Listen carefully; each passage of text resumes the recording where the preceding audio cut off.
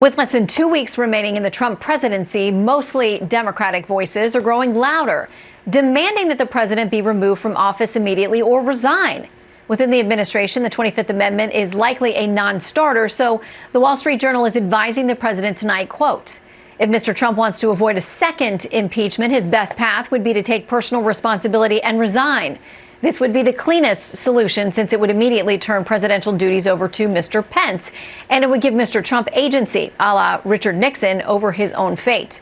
So let's talk about the possibility of a second impeachment of this president with a member of the House Judiciary Committee, Republican Congressman from Florida, Matt Gaetz. Congressman, welcome back. Thanks for having me, Shannon. Okay, so we're hearing tonight this could happen rather quickly. What are you hearing? As we're talking right now, Democrats are preparing their impeachment strategy for next week, and it seems that impeachment is an itch that doesn't just go away with one scratch for House Democrats.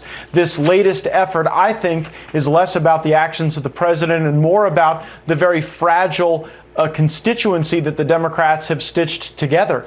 Joe Biden Democrats don't look a lot like Alexandria Ocasio-Cortez Democrats, and the one thing that's unified them is opposition to President Trump. So they think the best thing to launch their 2022 hopes is to begin with an impeachment strategy. I know this: President Trump will not resign. This impeachment is divisive and it is unwarranted. President Trump wanted these protests to be peaceful and patriotic. He said so, but they were neither. And the people responsible for breaching the Capitol are precisely the people that engaged in that behavior. I hope they do face consequences, and I will be there, along with the president's supporters like Jim Jordan, to fight against an impeachment that will not advance the country, but that exists just to advance the politics of Democrats.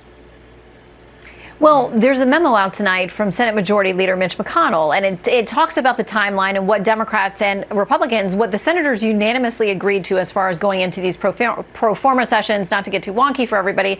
But essentially, he's saying they couldn't even start impeachment proceedings in the Senate if it happens and passes the House until Inauguration Day or later. And then there were questions. It could happen. They could do it after President Trump leaves. But there are questions about that. Here's Rush Limbaugh's theory. There's another reason, by the way, they want to impeach Trump. And folks, they're deathly afraid of him. I mean, that's what all of this really means. They're deathly afraid he's going to come back. They think he's Godzilla. They can shoot him full of radiation from their biggest radiation gun they got in hiding out at Area 51, and he's still going to come back from it.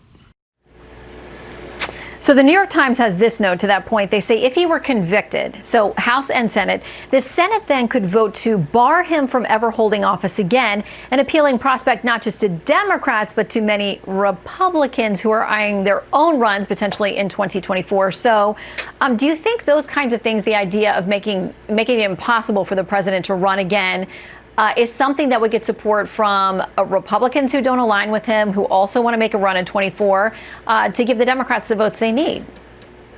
Any Republicans who believe that they can divorce Donald Trump from his voters and from the base of our party are sadly mistaken. We're not going back. We're not going back to losing politely with Mitt Romney. We're not going back to the Bushes and the Cheneys. This is Donald Trump's party still, even following January 20th. And I think that senators who take a position against the sitting president will likely face very difficult political circumstances in their own primaries in calendar year 2022. I think that now is not a time to look for personal political advantage. It's to look for what's best for the country. President Trump has come out and said that he's committed to a peaceful transition of power. An impeachment would be offensive to that peaceful transition of power. It would only stoke anxiety and concern throughout the country. It would further divide us. It would damage any type of Biden agenda because it would drive Republicans away from the notion of his leadership of the country. And so I think we would be best served to allow the president to serve out his term,